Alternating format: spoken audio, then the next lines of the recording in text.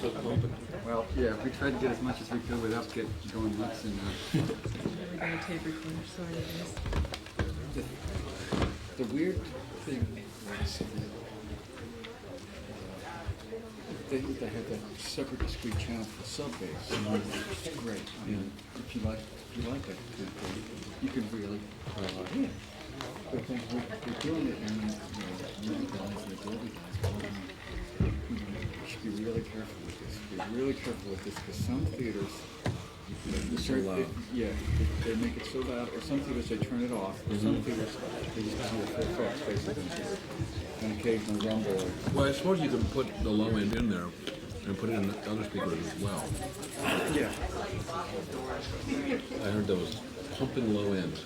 Okay, let's boogie. If they've sat in the right places, Tina Weymouth, Chris France, Jerry Harrison, and David Byrne, welcome.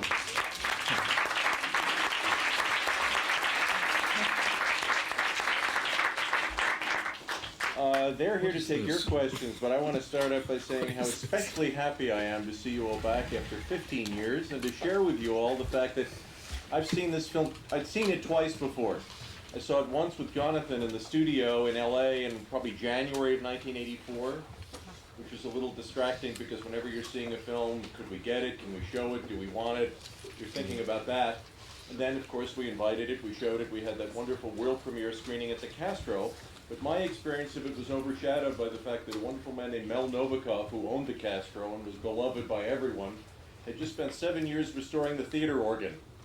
And when people got up to dance, Mel, who was standing next to me, freaked. He grabbed my arm and said, "They're going to dance on the organ." And the entire screening for me was sitting there, "It's okay. So tonight I got to, this afternoon I got to see it like a regular viewer, and boy, is it great. Better than ever.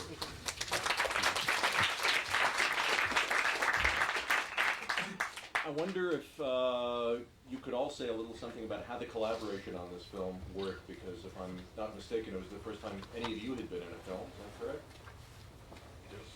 Yes. Yeah, well, First time. Last time too. There were two stories after that. Oh yeah, that's right. That's right. But that was in our alter egos as Prince and Apple.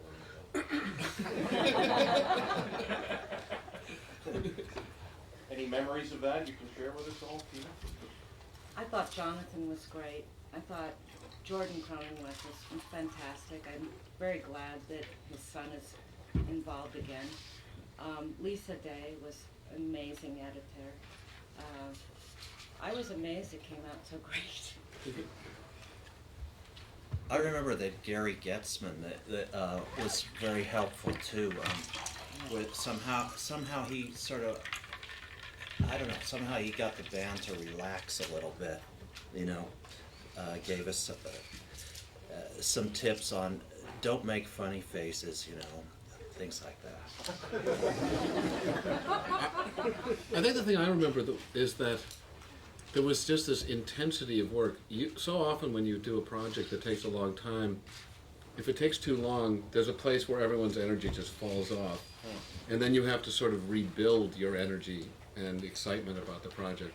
And somehow, this was able to be accomplished. I think we began in December or something like that. And we're done by March. And there was a sense that nobody's energy ever flagged. It just went all the way to the end and it's done. And it was really exciting because I think that's very rare in a movie because movies usually last so much longer that there's this period of kind of like you feel like you're in a grind, and I don't think we ever felt like we were in a grind. I remember that, like Jonathan, like a lot of Jonathan's movies. I don't know if I'm talking to you or like a lot of Jonathan's movies. They're really character driven. They're not so much about action or special effects or anything like that. They're about the people in the movie, and that's what happened here too. I was kind of surprised. He kind of revealed things, relationships, interreactions that were happening on stage that we probably all weren't aware of because we're kind of doing in our own little world, doing whatever we're doing, playing our instrument. He also, I think was wisely kept it simple. He knew that that's, in a way, that's what would allow that to come through. I think there was a period where I was throwing out all kinds of ideas, like, oh, let's shoot this song in the studio and have it look completely different, and let's do this and that. And I think he wisely said, realized that what was more important was despite all the staging and all the other stuff, what was important was the kind of character development, if you can, and kind of plot line, if you want to call it that, that existed in this show. I think he also had the courage to not have interviews. I think one of the big things that we had decided was that it was going to be just music. Right.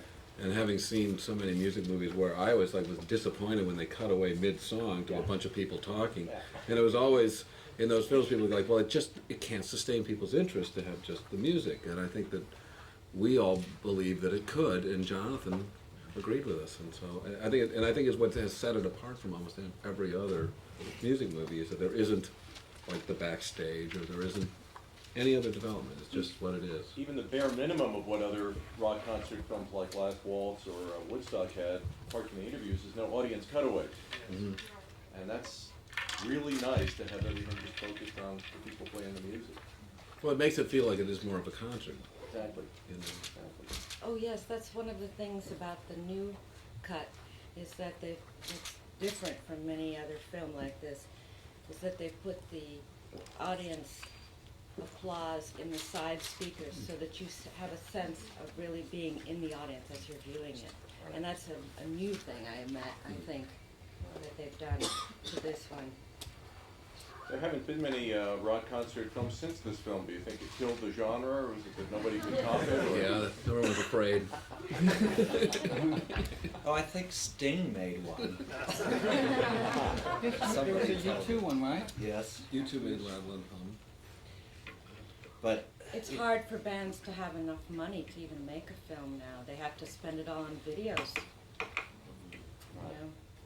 And I think this film cost us what it costs to make a video now. maybe less. Yeah. Yes, I've If heard it's of a, it. if it's a Hype Williams video with car crashes. And one thing Jonathan was he really went to every band member and talked to each person about what they wanted. And I think he was very respectful of that, which was, that's kind of special, you know, because usually, you know, they don't do that, you know, they do what they want to do.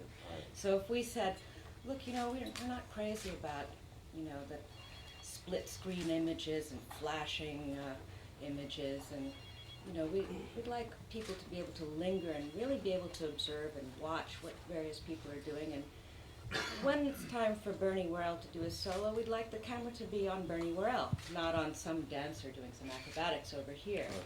And we found that very sensible and sweet and nice. You know, he always had one camera that was just straight on, because the stage was, well, it is a proscenium stage at Pantages, and the whole setup, the format was very flat and straight on, so you always had that kind of like a painting, and it was always designed to look very much like a Robert Wilson kind of design. So it had that kind of two-dimensionality, but then at the same time he had the 4 moving cameras and the cranes that could be observing things without even distressing the musicians. A lot of the times we weren't really aware when we were on film, so that was pretty neat. Sensible, sweet, and nice are still pretty accurate descriptions of Jonathan Demme. Yeah, and it comes out as being, you know, real. Folks, I'm here to moderate, not to hog, so, yeah. How much of that show was designed for the film, and how much of it was the show that you were doing at the time anyway? It was the show we were doing. The show. Yeah, Jonathan came to a number of performances prior to the shooting, so he was pretty well acquainted with how the show went. And but I think it was exactly the same, as much as possible. It was exactly the same every night, wasn't it? Yeah, of course, our live show had a few more songs in it. It took, I think, a little bit longer for everything to get placed on stage. And once everything got on, there's a point in the film where I go up to the mic and go, does anybody have any questions? That was a cheat. What I'm actually saying is we're going to take a short intermission. And we did take, we would take a short intermission and dry off while I guess so all the plugs and connections that had been put together were checked, and then we'd come out and do the second half. So we were kind of our own opening act. Steven, you said it was a new cut, or is it just a remix audio, or what's been changed in the film Uh, that hasn't been? Remix audio. Yeah, Remix audio? I think they, upgraded and all that business. what did Jordan Cronenwest's son do? He, Every time the picture. yeah, okay. We need some technicians up here to tell us what they did. How do you guys react to it 15 years later? How do you feel it stands up? Well, I just got a DVD player, so I'm very happy. It's wonderful to see what we did and to be able to show it to some younger people also. You know, like our kids, for example. David, same question? I think there's some things that dated a little bit, but overall it holds up pretty well. There's not a whole lot of stuff and you go, oh, that's so 80s or whatever. Oh, what a trip down memory lane.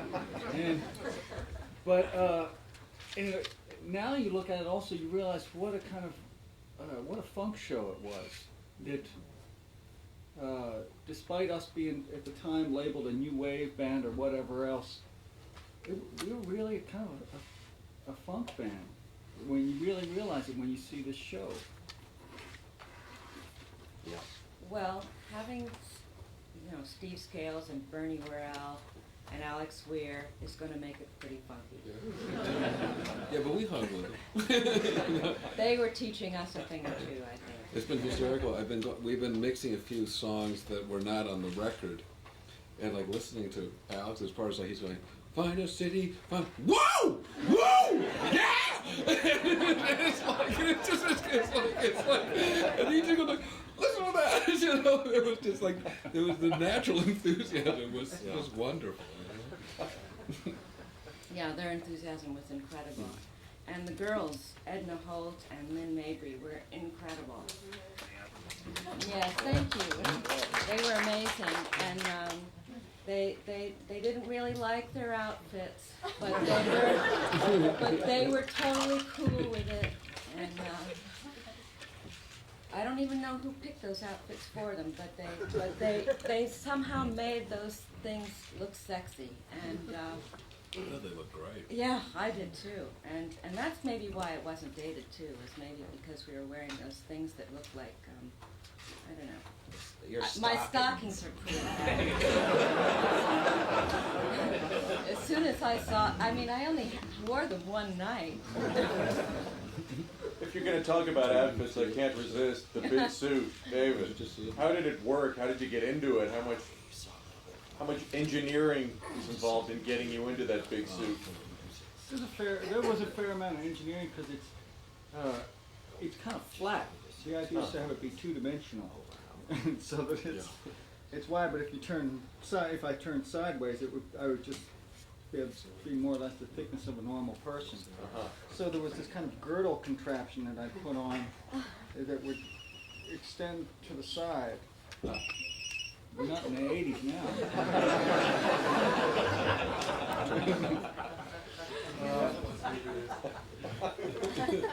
Did you have to practice your moves in it, or did you get used to it right away? Oh, as soon as you put it on, you kind of discover that you can do all this. You could do just the slightest movement, and you get all this. Jello. Yeah, the thing jiggles. Yeah. Yes. How did you develop the light dance? How did that evolve and come about? I forgot. I do remember that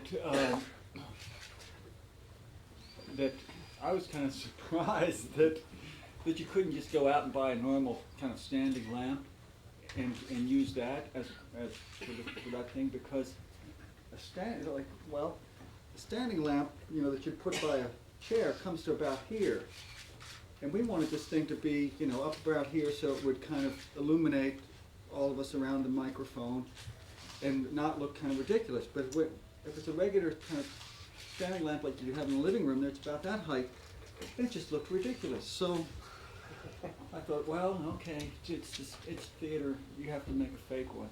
We had to kind of extend it and put extra powerful bulbs in. And I remember the show we'd go through, the lamps would bend, would like break in half. The bulbs would pop in the middle of the dance. You know, it'd be like I'd go over and be very dramatic and tilt the lamp over, and something would jiggle the cord, and the lights would go out, or the bulbs would drop to the stage and just go. Psh. It was. We were kind of lucky we got a good one for this thing. Yes, all the way in the back. What songs didn't make it to the final edit, and what influenced the editorial decision in terms of the whole set list? Sometimes people play it too fast. You know, they get too excited and it would just buzzes. We couldn't, you know, we kept everything live, and we didn't want to fix it. We wanted it to be real. There was Cities was Cities, one right. was in the first section, in the earlier section, as people were still coming out, which sounded great, and it's been mixed now for the record release. When the record comes back out, we're going to put these other songs on it. I think some of this was Zimbra and Big Business. Yeah. There were, and then I remember that when we were doing the show, Jonathan, of course, said, well, you know, we need this build-up thing to happen just a little bit faster. So we'd like for these shows that we're filming to take out a few songs and just have that happen. We actually edited it because in the video they're in back in, right? Yeah, those ones are back in, but I think for the live performances of this Pantages, I think he had us take No, but even more out. How could they be in the video? No, there was even more. Oh, I see what you're saying. Yeah. I forget what those It's were. confusing. I don't even. Yeah, those I don't remember. Yeah. Bill? You know, when you said that about learning from Bernie Worrell, it reminded me that you guys are one of the more underappreciated rhythm sections, I think, in rock recently. And you guys obviously went crazier and crazier in Tom Tom Club. And were you happy with where you were in this movie? And we just talked about a little bit of the evolution of your guys' work together. You mean Should we together start with from the everybody? president and go back? we just, To the president. well, you know, we're very happy to continue working together, right? And some people might 21 appreciate us years. even too much. I don't know. Yeah. We just came from mixing some new Tom Tom Club stuff. I mean, some brand new songs, and we're very excited about the possibilities, and happy that Tom Tom Club was in the movie, so that David had an opportunity to change into the big suit.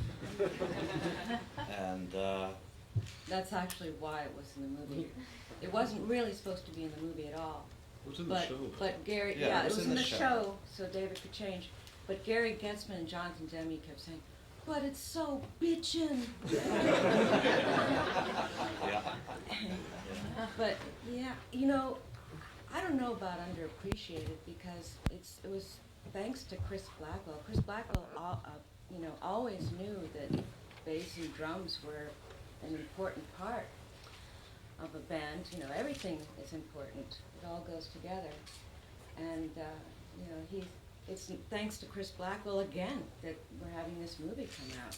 You know, he just knows what's good, you know, and what's art. I recently saw a cover of a Hits magazine with an unhappy smile face, and it says "The Triumph of Mediocrity." And because apparently a lot of, I guess it's true in the film business too, but certainly in the music business, it doesn't affect us so much because we built our own studio many years ago and we just work in it. And we're artists and that's what we do, and we just work every day. But it affects a lot of young artists today that they can't get a deal. If they get a deal, they get dropped immediately. It's very hard for them to break. If you look at the tours that are coming out this summer, it's all the same people as when we were trying to break, when we were young, 20 years ago. It's still, you know, Paul Simon and Elton John and the Eagles and the Rolling Stones. You know, I'm not saying anything bad about any of those people. They're all, you know, they're, but there's room for everybody, and sometimes people don't seem to realize that there's room for everybody. And I think if this band did anything good, it was sort of open the doors for more new music to happen that was different and a little bit off the beaten track. And unfortunately, some of those doors have closed again. And that's something to keep in mind. I don't want to depress everybody, but it's important to remember that, you know, I mean, this is a question about bass and drums, but it all comes back to that. You know, if you really want to groove in life, you've got to be able to appreciate many different genres, and it can't all boil down to just money. So, that's my answer to that. Yes, all the way in the back. Could you talk about the editing process a little bit? We all know that documentary film is done so much after it's shot, and what I'm curious about is the collaboration between Demi. Like, was there a director's cut? Were you involved from the very beginning of the editing to the end? And who had say in terms of where you wanted to go? Was it him? Was it you guys? And how did that work as a collaborative process? I remember one of the technical things was it Jonathan or the editor Lisa Day knew that the director Hal Ashby had earlier done this Rolling Stone concert film, Ladies and Gentlemen, Rolling Stones, I think it was called. And when he did that, he created this kind of editing system, which was a video editing system, where basically he had a room full of Betamax machines, all running in sync, so that basically he could run the show and look at a whole bunch of monitors and see at any given instant what camera was doing what at that particular moment, which you can't do on a Steam Deck, on a film editing thing. You could do it now on Avid or one of those kind of things. But this was an early attempt to create something like that.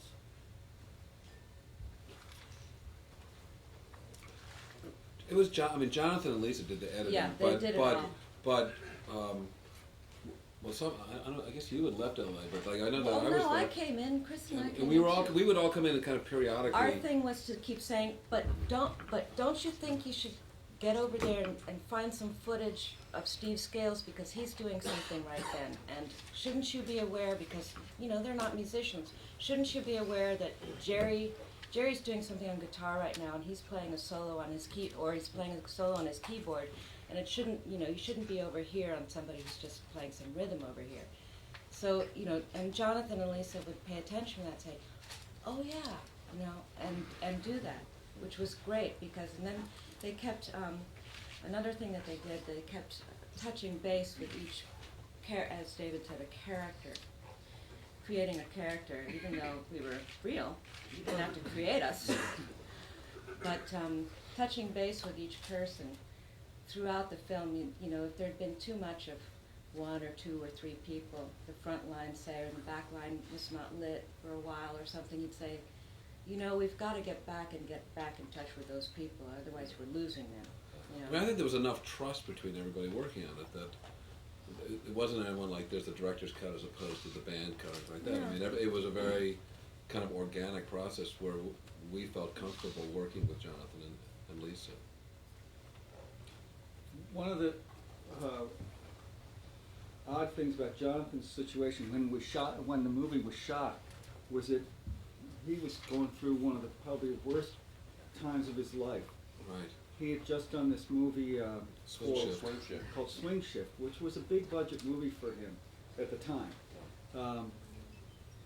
Before that was Melvin and Howard, is that right? Melvin and Howard. Which was Something else too. yeah, Citizen Band. Yes, both of which were just great, but fairly small movies. And so he was doing a bigger kind of studio movie, and it was just he ran up against the stars, everything, and the stars were saying, no, no, no, no, you got to reshoot this. I need more close-ups, Right. etc., etc. And he was just feeling like the story that everybody's heard a million times of his movie being taken away from him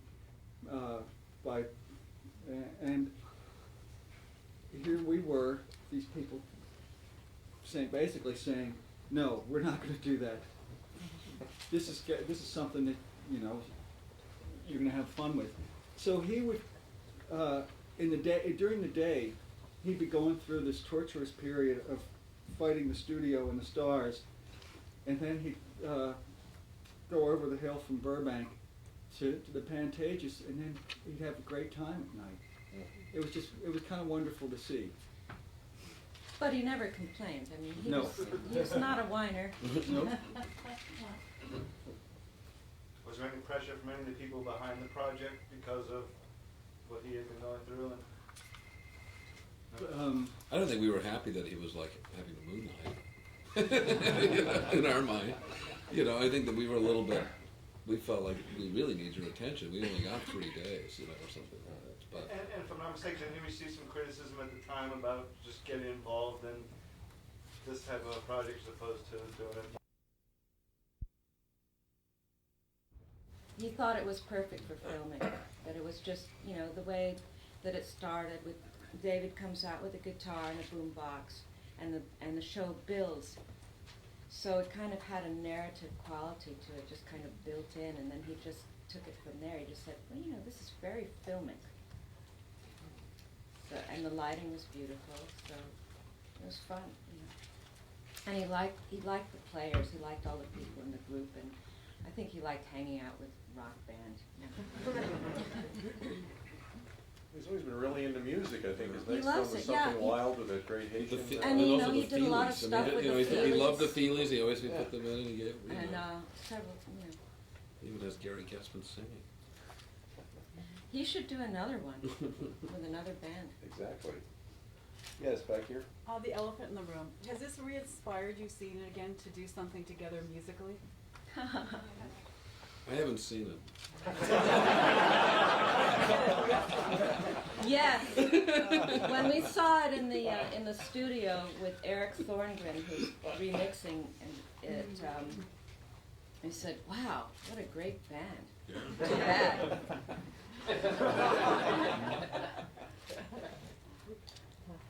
All the way in the back again. Yeah.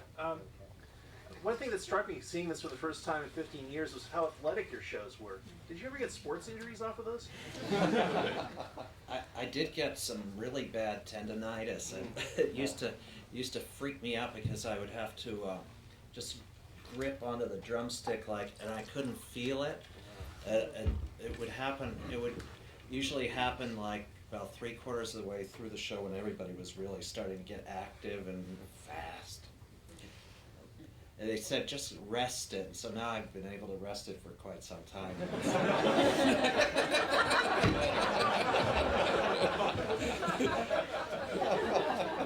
I remember one time we used to do this thing during, it was a spontaneous thing that the band just started doing. I think it started with Alex Weir, and then David saw him doing it and joined in, and I joined in, and everybody in the front line started doing this jogging thing during wartime. And we were playing at Red Rocks in Denver. Do you remember this, Jerry? When, and David said, oh, there's this really neat thing, and I'll jump into the audience because under the soundboard, which was in the audience, was a little door, and then you could run underneath the audience and come back on stage through the other end. So he abandoned us all there, jogging away and playing. So we were thinking, this is really, truly athletic, And how long is it going to take for him to get back out? Well, the spotlight followed him up to a point, and then it found, like insects on a pin under a microscope, a couple that was doing it.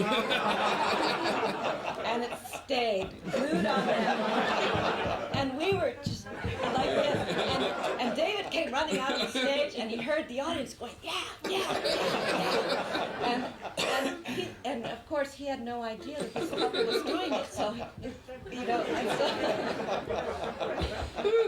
he was a little displeased with the lighting man that night. Where was the spot? You know. There was also one time when David came on, that he would go around the stage, and then on our last night, this was not in the movie, but the normal tour, the entire road crew came chasing around after him. Yeah. Yes. I noticed that in the film, I can't recall ever seeing one camera, and I'm assuming he had multiple cameras shooting it. So how inconspicuous were they when you were actually on the stage? Well, we worked hard. We shot it over a few nights, so that sort of one side of the stage, one angle would be done one night, and another angle another night. More really to make sure that that the audience didn't feel so interrupted by the presence of the cameras, because we wanted to. I mean, obviously they were aware of what we were doing, but we wanted to make sure that it really felt like a show to them. Were any of you guys at the premiere? Because we've been hearing stories about people dancing gals and stuff. What was your reaction to that night, seeing the film of you guys playing, A, and then A, seeing the audience react, B, was it weird watching yourselves play a whole show on film? Yeah, it was. Well, we had seen it a few times before. We'd that. seen the cuts before. We didn't. Tina and I weren't actually at the Castro premiere, unfortunately. I don't remember what was going on, but I think David and Jerry were at. I don't know if I was. I think you were. Yeah. I think you guys were. I was just too spaced. I remember in general, That old audience period, I can't remember. would get up and dance. Yeah, the thing about that movie was that it inspired the audience. And I think a lot of it had to do with the sound quality as well. It inspired the it's audience great to sound. treat it as if it were a real live performance and, kind of party down. Right, I wish I'd smoked a joint before the show today. Well, I mean, They're showing it again tomorrow.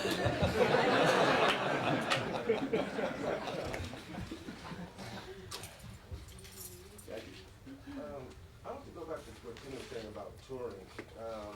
My company, we shoot a lot of music videos, and it's a lot of politics in between, like shooting music videos. I kind of laughed at what you said about Hype Williams, He's fantastic, believe me. I think he's wonderful. But when you have car chases and things like that, helicopters and the rest, yeah, underwater scene.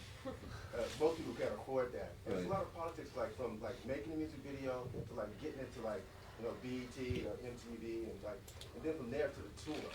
So this is to everybody on the panel. How do you get to so that there will be more variety of people out on tour so people can see these people? It's very expensive to tour nowadays. I mean, it was always kind of hard to make ends meet, I think, for bands on the road. But today, I mean, without a sponsor, a corporate sponsor, or a tour support from a record company, which is harder and harder to get, it's hard to meet people's expectations from a production point of view. People expect a really good sound, and people expect lights, and they expect to see an exciting show visually, and it's very hard without Dockers or somebody behind it. Actually, I think Dockers is almost as good as Hawaiian Tropic as a sponsor. But Boone's Farm. That's why. I mean, we have a lot of friends who have very good, interesting bands, but it's hard for them to kind of get out of their neighborhood and tour the state. Never mind the entire country. Without somebody kicking into. We know now that there are clubs that make the bands play. Pay to play. Yeah. Which it's all over the place, and what you have to do is you have to guarantee that a certain number of people will be there. You can resell the tickets, but it's terrible for bands today. It's terrible. And But politics is worse than if ever. you're young, young and you've got that attitude that you can conquer the world, and that you don't care if you have to sleep in a van or in your friend's couch or floor or whatever, and you're willing to be like very Spartan about it, then you can do it. But there should be a return to what rock and roll was about initially, which was not to buy in. You know, I can understand, of course, you know, if you need commercial sponsors, that's understandable, but right now we have colas and jeans, you know, telling you what, you know, how to think, you know, on MTV and whatnot. It's not subversive enough, you know. There's also that problem of people see a band's video on MTV and it might be a really good video, but then they think they've seen the band and they might, you know, to get them to go out and buy a ticket to a live show that might not look as good as the video, then... Yeah, it's you know, easy for them to be disappointed when the production values of the show are not as up to what the video is. Well, and then some bands make it on the strength of the video because they look so good, and the studio album has been fixed up to make them sound so good that they are a disappointment live. They really can't play, you know, but they're a concoction. So it's a problem, but you know, you can't be defeated by it. What I'm really interested in right now is how these, you know, the pioneering record companies right now are the black record companies. You know, if you look at the top of the charts, it's all black because they don't know from Impossible, and they have completely different promotional ideas for how to get things out there. And they don't, you know, they really are doing things separately and differently from the big corporate companies that have basically are paying lawyers to just go after all these samplers, you know, people who are sampling. And that's all they do. It's just they have bean counters and lawyers, and that's where all the money's going. In the back of the aisle. How much convincing did it take to get the four of you together in San Francisco for this? I mean, how long did it take to arrange for the four of you to come together like this? We found out about it last month, right? I think a couple, well, the first thing we heard was that Chris Blackwell and his new company, Palm Pictures, was interested, and then we started getting more information that it was going to be at the film festival, and over the past Jerry lives here. Few months, and we just thought, you know, it's a really good movie, and it's going to be re-released, so why not do our thing? Thanks for returning to the scene of the crime. That's very good. And I think the last time we were all on a stage together was at your wedding, Jerry. Yep. Back to the topic of art and commerce. Have you guys ever been asked to have one of your songs used in a commercial, and where do you stand on that? I've never heard one. Have you done one? We say no.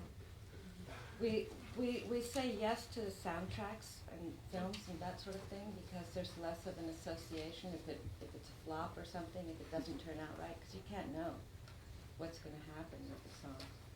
So we're more, for instance, we have Psycho Killer is going to be in Spike Lee's Summer of Sam. And that should be good.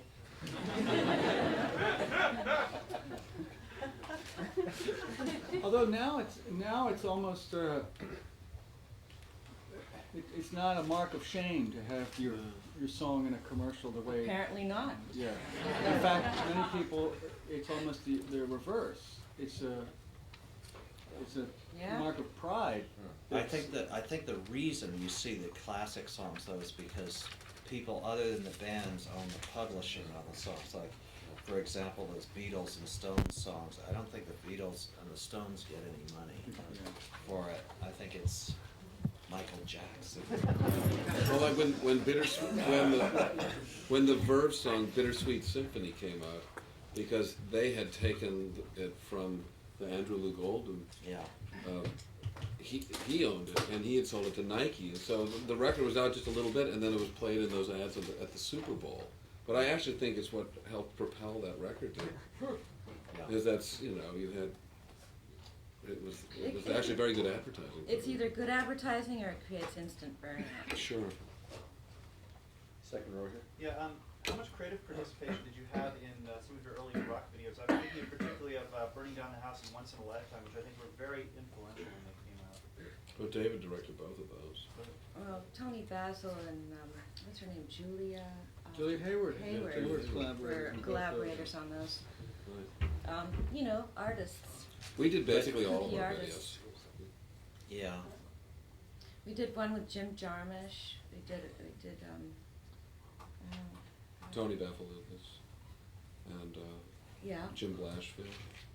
But we were very involved in every in all of them. Some independent filmmakers and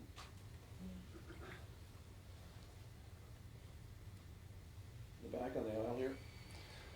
Since you raised the question, what were some of the impulses that permitted you to be subversive?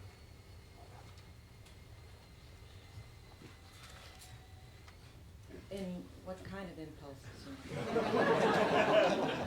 Well, what was at work? Were we subversive? Well, we were, sure.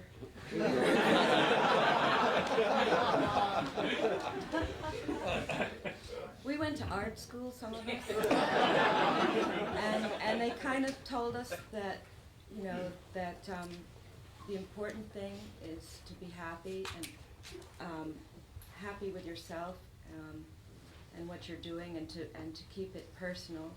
That you're not going to have a lot of people cheering you along, so you better do something that you really like. And we had the idea that there was room out there for every different kind of genre, and though we didn't fit, you know, the rock star stereotype, we figured there must be a niche for what we do. And we didn't know exactly what it was that we did, but it was definitely an act of defiance to stand up there and do it. You know, especially in the early days, we had to go through a lot of flack. People were very critical, and but then on the other hand, friends were so supportive and excited. It was elating for us, and that kind of defiance made us even, you know, kind of stand up there and take it and make us say, okay, we'll show you. It's odd that some of what made some of our early stuff, or at least our live appearances, kind of subversive, was the fact that we looked so conservative. That we were actually being radical by appearing conservative, and by playing, playing, you know, in tune and in time, and et cetera, and dressing more or less like, well, like your mom would dress you. Like students. We were dressed by our moms, if you recall, Et cetera, et those cetera. alligator Right. shirts. At any rate, we weren't kind of following any kind of rock stereotype. We were kind of discovering our own kind of stereotype that we could fall into. All the way in the back, Janos. What other criticism was there? Just the fact that you appeared conservative or retro at your time? It wasn't exactly criticism, it helped define us. What kind of criticism? Were we a lesbian band? You know, because we had I a think girl in the band. In the early days, in the early days of, like when we would be playing at CBGB's, and I think a lot of the other musicians felt like they didn't really get it, where we were coming from, and our sound was not, it wasn't really based on the Rolling Stones or Muddy or the Waters. New York Dolls. You know, it was. Blues, yeah. Even though we loved that stuff. Later on, we started doing some, you know, R&B stuff like "Take Me to the River," and that was the first thing that really got played on the radio that we did. Probably because it had already been a hit by Al Green. No, it hadn't been a hit, had it? But it was written by Al Green. It was a big number in his live shows. Yeah, yeah.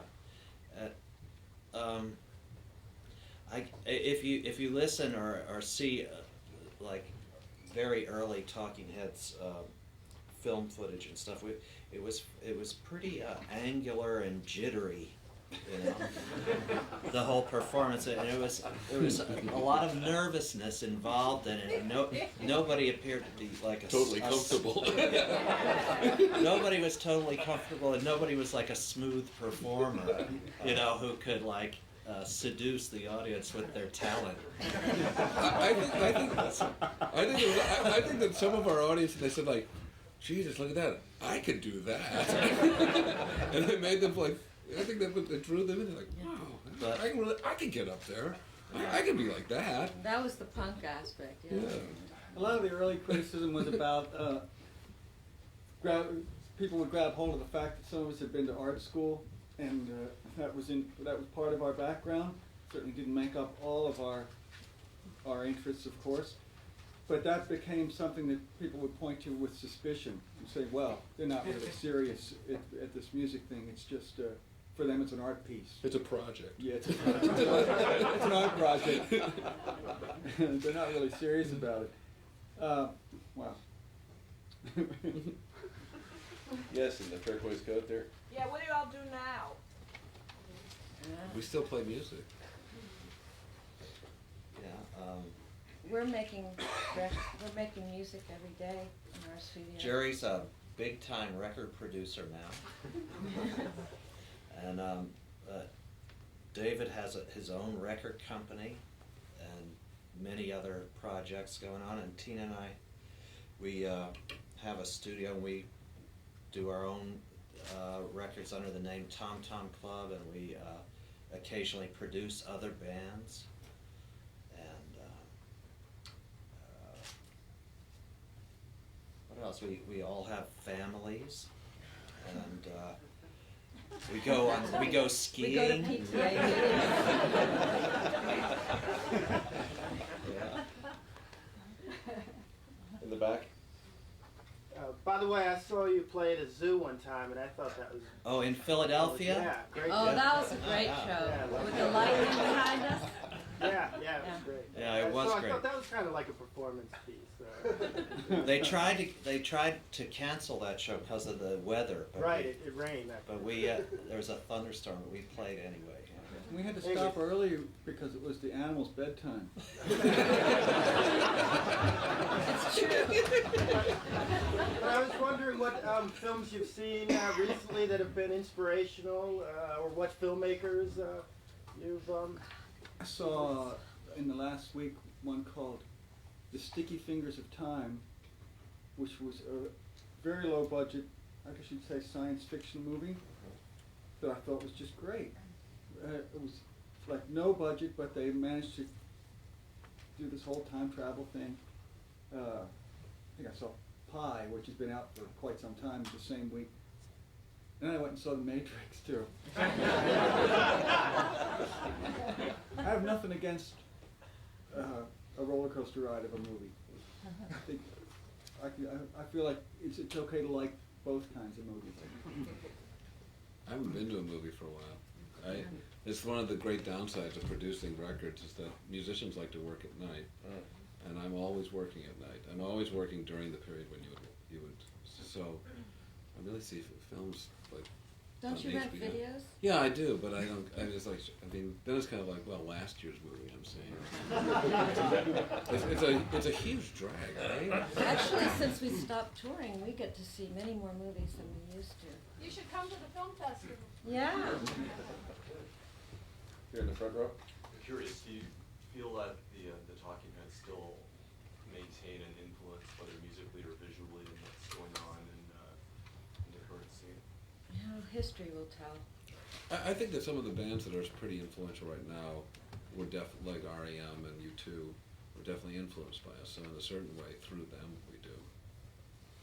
What about bands even younger than that? Maybe after they see this movie.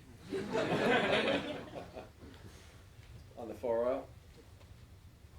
Considering what a band has to go through now, as far as like having their identity determined by a massive press before they ever come out, and also you have to work within a record company or big record company now, they tell you to do things that may not allow you to sort of express yourself. Do you think because of the time you came out that you were allowed to sort of establish your own identity and have who you were determined by people coming coming to your concert and saying, well, this is a band doing this?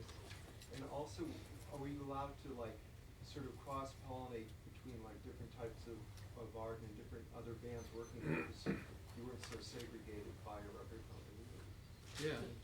Yeah, that's true. The record companies really didn't tell us what to do after the first record because they knew it was just hopeless. We very much determined our course, but a lot of it had to do with that our sales were growing slowly, and we never asked for any money. We would go on tour, and we would always make money when we went on tour because we would always keep our production at the level of what we were. That's how we kept control. And we kept control. We never asked for anything. We almost didn't. Just put our records out. We'll make them. We're going to do the album. We're going to. We did all our own promotions. We did everything. And so we defined our relationship with the record companies, but largely because we weren't attempting to have a huge hit.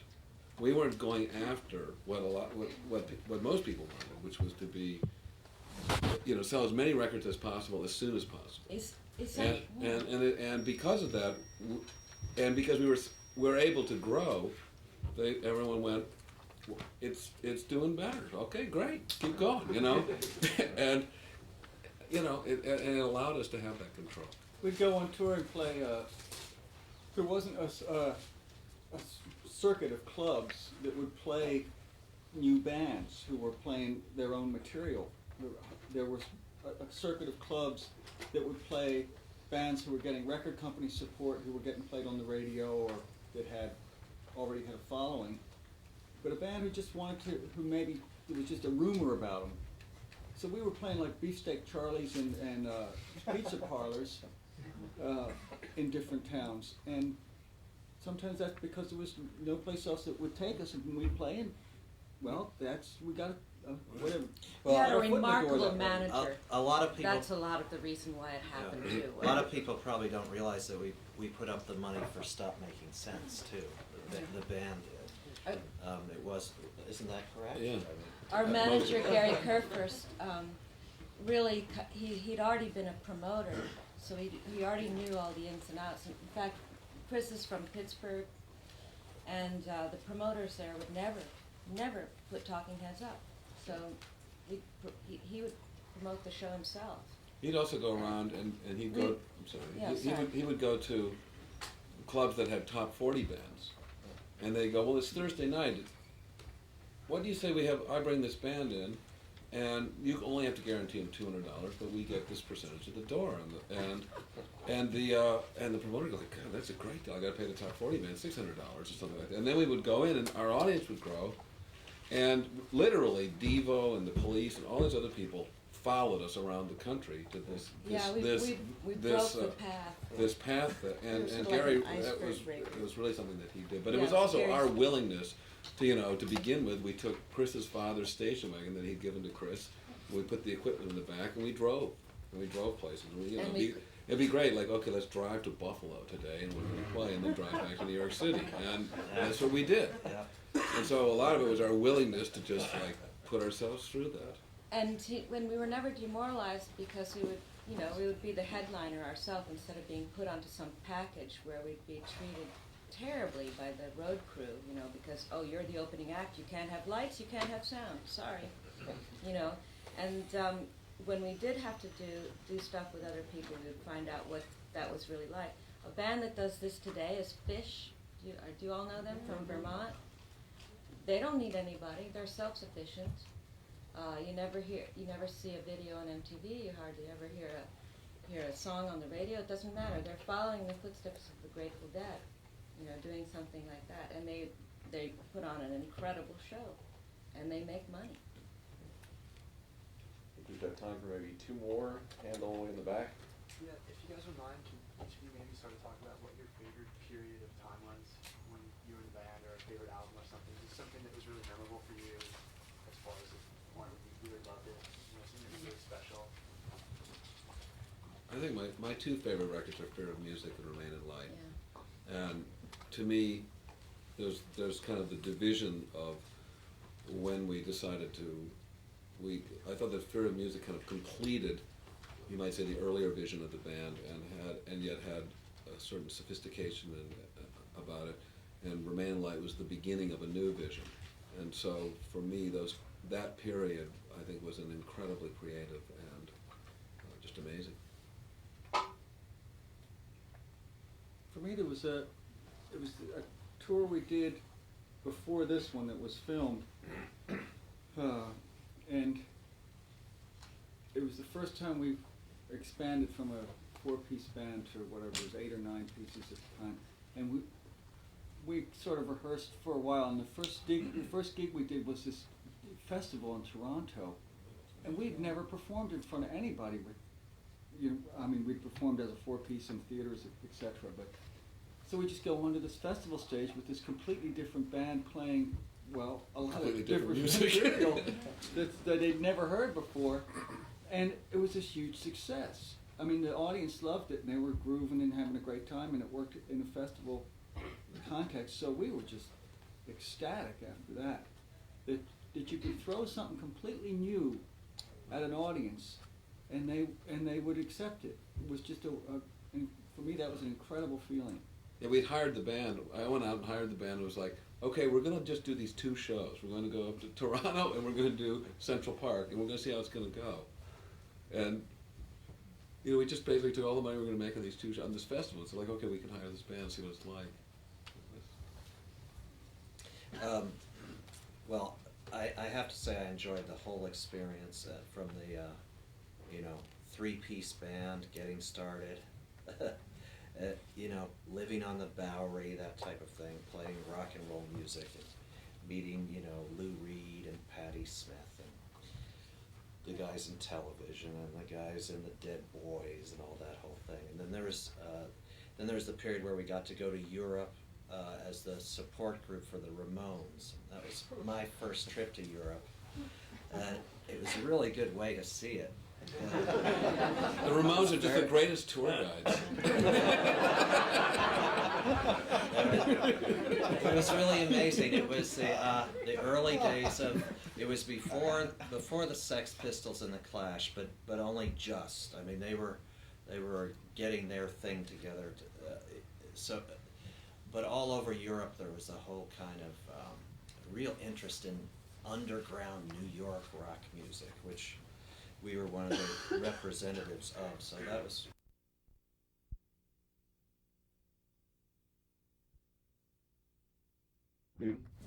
Rather good-sized concert halls in Europe before we could even get a gig in New Jersey. Really. And then so then there was the whole traveling all across America part. That was wonderful. And as David pointed out with the big band, things sort of jumped up quite a few notches in terms of the whole excitement level all around us. And I just have to say I enjoyed the whole thing. There's always something about the very beginning, too. Yeah. I mean, there's always when you remember your kind of history as a musician, and it goes beyond like this band. You go back to like something you did in high school or something, and the craziest and the funniest things are the smallest clubs and the oddest, the pizza parlor or something like that. And the most boring are the civic centers, and the more generic it gets. As the more successful you get, it's almost like you are tortured by being put in these generic auditoriums that are, another place like this, we're like 30 miles out of town or 7. Right. I mean, playing Kane's Ballroom in Tulsa was exciting. There's pictures of Bob Wills and Hank Williams. You're like, wow, and you play this theater. This is where Frank Sinatra got his start. And I found that really exciting, the kind of the historical nature, and that's in the beginning. The beginning was the best because there were no barriers between us and the audience, and there wasn't all the media, so people didn't know who we were at all. So that was very pleasant. People didn't presume to know anything about us. They just meet us and say, "Hey, you want to go take a hot tub?" Or they'd say some really gorgeous girl would come up to Chris and say, "Hey, Chris, I've got 3 Quaaludes, one for you, one for me, and one for Tina." Whatever. I think there was a feeling when we began that our audience, there was an intelligence to the audience that you felt like that I'd hang out with any of those people. And like when we played with the Ramones, like we kind of just wandered to the back, and usually someone would come and find us like, you want to go out for coffee? And it was like, you felt no barrier with the audience. It's like exactly, you felt like these are You our can still peers. get These that are like fun. in Austin, Texas and places, you know. People still come through and give you mushrooms and you know, and say, hey, I remember when you used to babysit for my friend or whatever, you know, and that still happens. You should get out on the road again, Jerry. You know? I'm going It's to happening Austin, for us. Texas on Wednesday, so I'll be looking for the mushrooms.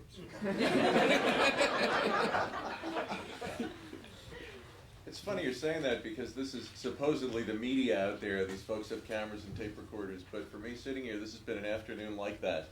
I haven't sensed any barrier between the folks sitting here and the folks sitting there. So I think I'm speaking for everybody here and saying, Tina, Chris, Jerry, David, thank you so much.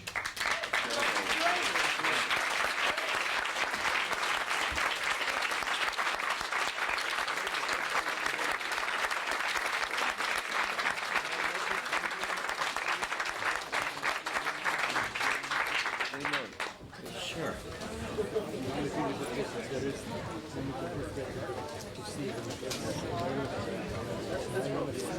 Because then we will know if or if I get a ride, they'll take the bus, I'm not going to stop.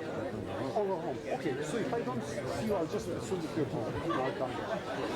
I'll see you then as soon as I can. You don't see me. It's not very long. I'm just sitting in press and down and making some records.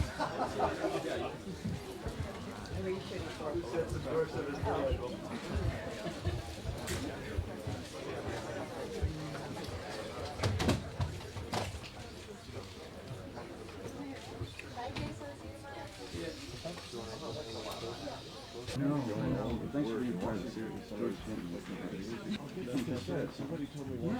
I think our dad's He's on a TV show. Yeah, He's great. no, he's a chemical engineering consultant. Great. I'll make myself a little note. Jerry, if you want to catch any cassettes, it was in the festival. I'm here most of the summer, and I'm in and out. So there's an email address too. Well, we should get together too. I love it. Good.